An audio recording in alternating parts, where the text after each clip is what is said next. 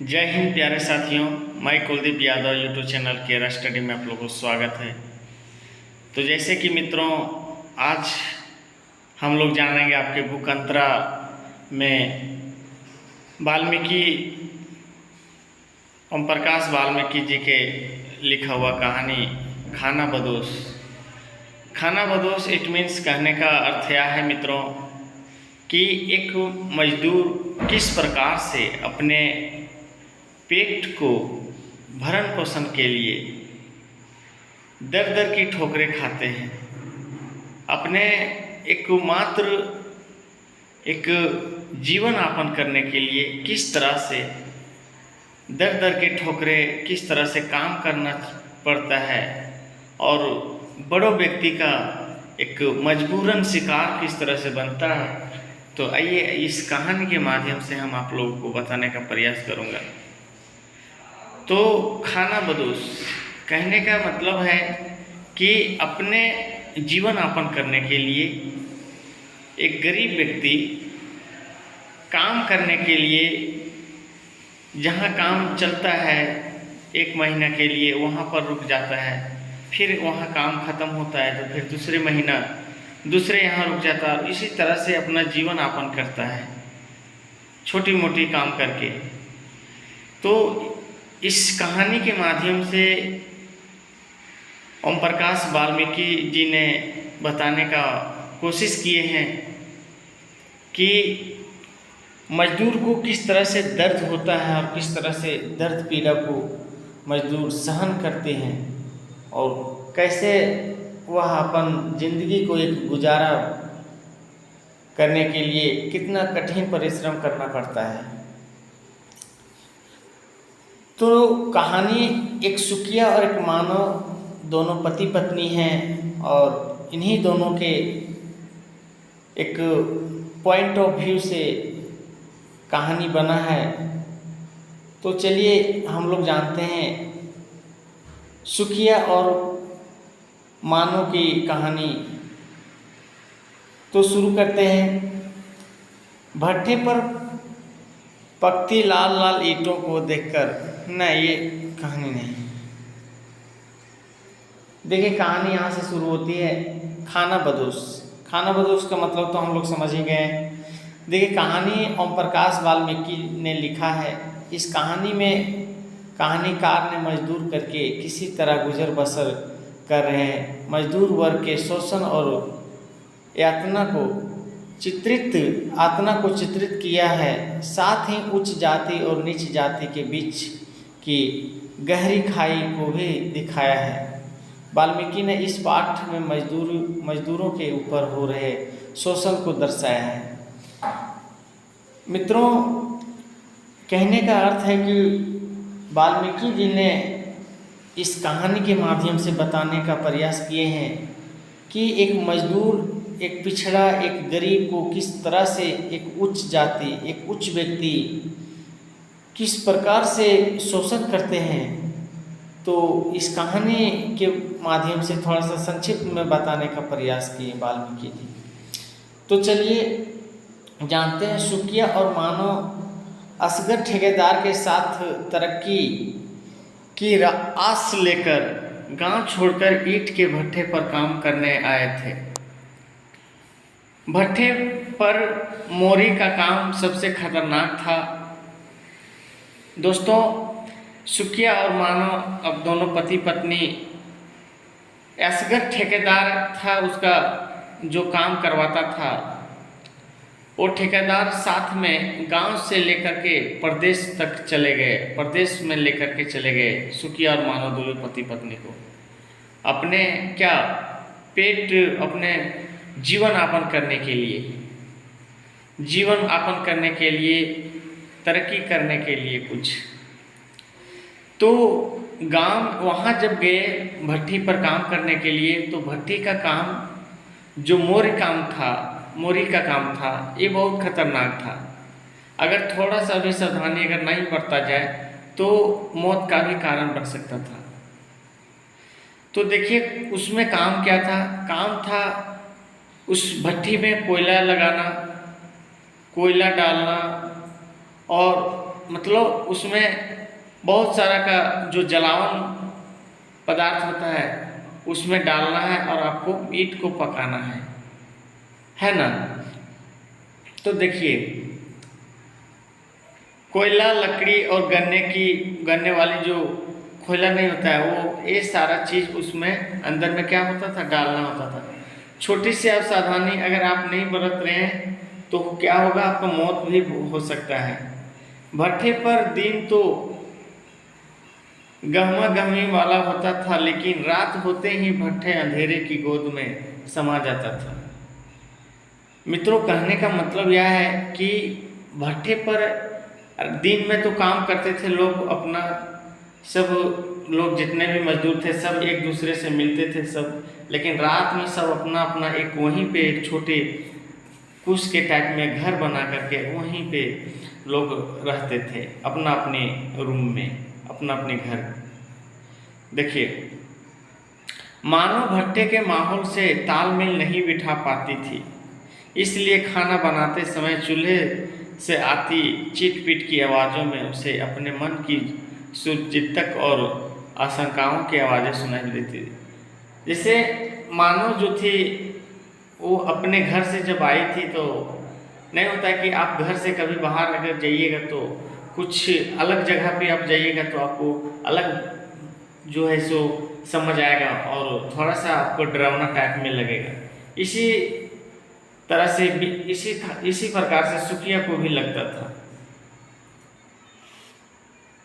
मानो के मन में शारीरिक शोषण का डर, बात न मानने पर प्रतिकूल व्यवहार की घबराहट थी। यदि तरक्की करनी है तो शहर में रहना ही पड़ेगा। पहले महीने ही सुखिया ने कुछ रुपये बचा लिए थे। सुखिया और मानव दोनों काम करते करते कुछ पैसे भी बचा लिए थे और उनको यह डर था कि हम जब अकेले हैं, यहाँ मेरा पति भी जो है सो पति भी दूसरे यहाँ आया है तो थोड़ा सा कमज़ोर पड़ जाएगा, इसी का डर था। और अपनी शारीरिक शोषण की मेरा शरीर का कोई दुरुपयोग ना कर ले, इसी प्रकार से सुखिया मानव को थोड़ा सा डर लगता था, डर मन में बैठा हुआ था। पहले महीने ही सुखिया ने कुछ रुपये बचा लिए थे, पैसा कमाने लग गए थे और पैसा को भी बचाना चालू कर दिए थे और दोनों पैसा देख करके बहुत खुश रहते थे। उन दोनों ने ज़्यादा पैसे कमाने के लिए अधिक काम करना शुरू कर दिए, पैसा कमाने के लिए थोड़ा सा और मेहनत करना शुरू कर दिए। उनके साथ एक छोटी उम्र का लड़का भी काम करता था। उनके साथ एक छोटी उम्र का लड़का भी काम करता था। किसके साथ? सुखिया और मानव के साथ छोटी उम्र का लड़का भी काम करता था।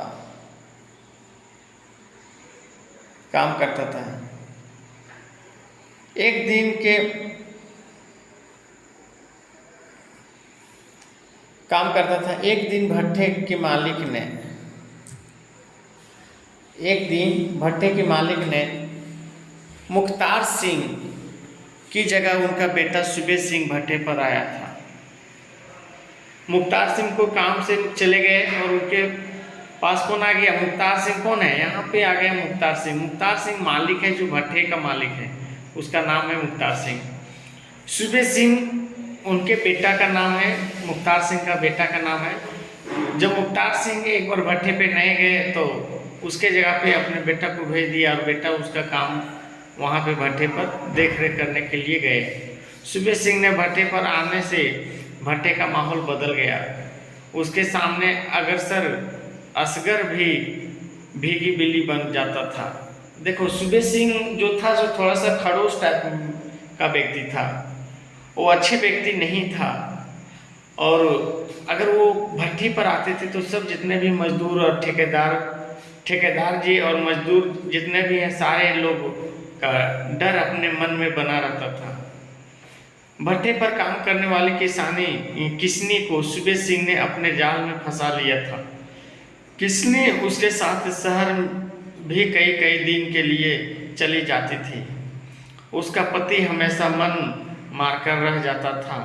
असगर ठेकेदार ने उसे शराब की लत लगा दी थी।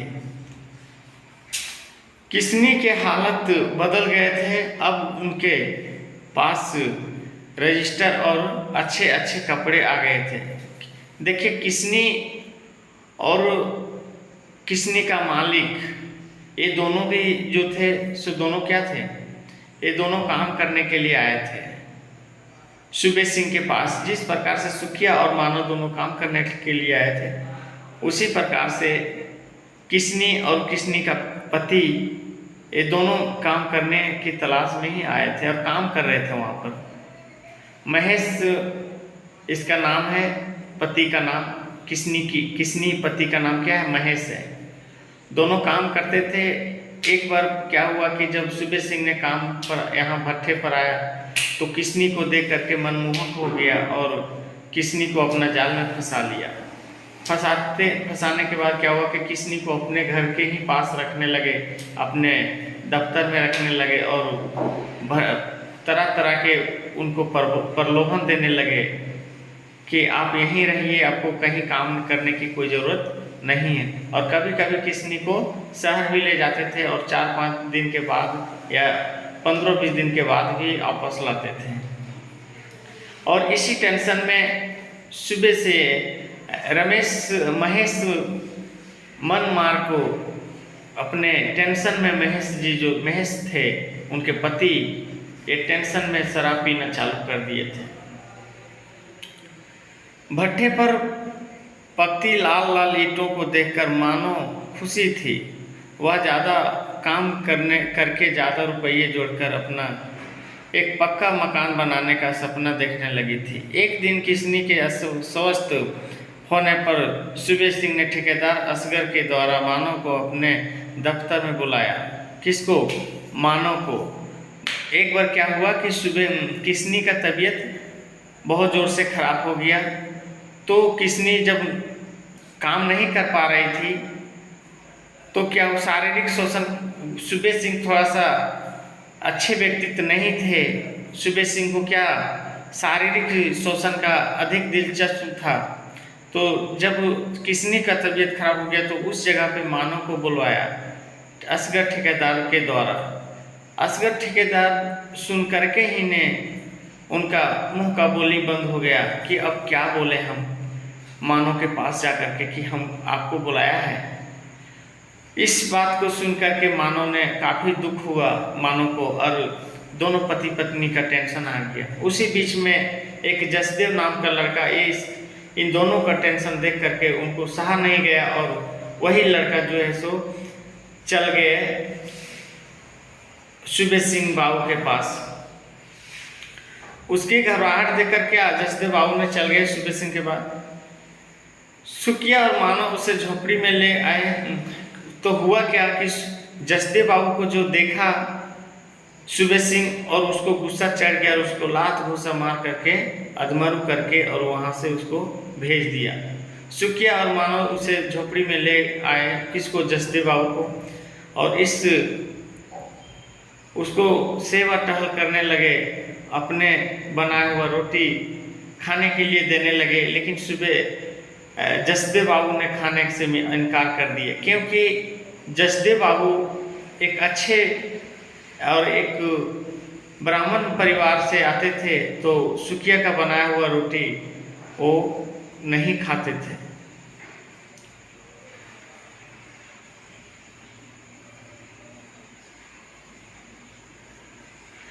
उसी में क्या हो गया कि जब सुखिया नहीं गई, मानव नहीं गए वहाँ, मानव नहीं गई तो उसको सूबे सिंह बाबू को गुस्से आ गया और सूबे सिंह सुखिया और मानव को तंग करने लगे।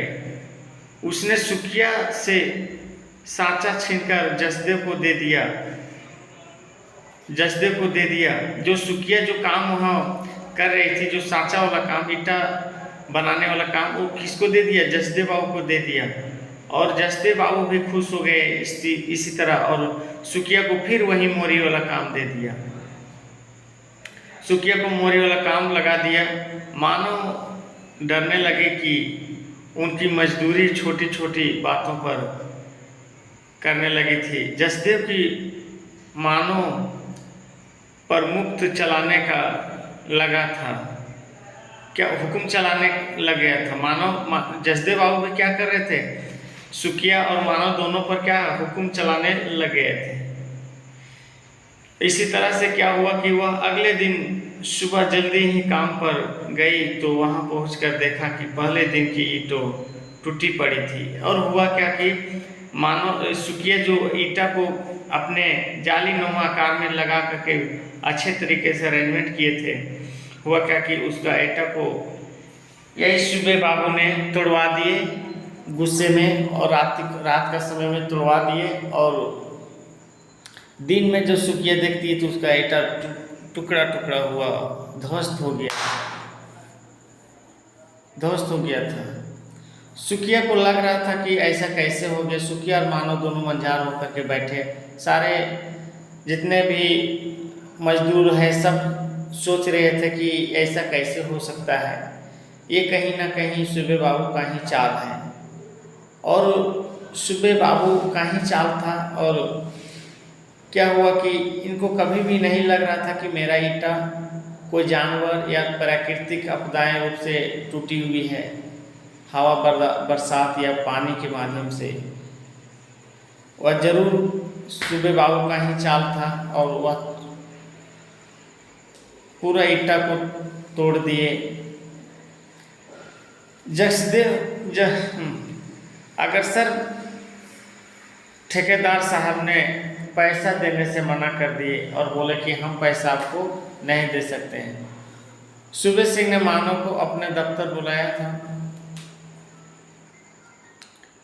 देखिए पैसा देने से क्या कर दिया, इनकार कर दिया। और वो बोला कि हम पैसा आपको नहीं देंगे। और हुआ क्या कि फिर मजबूरन इन दोनों को अपने जगह छोड़ करके वहाँ से जाना पड़ा।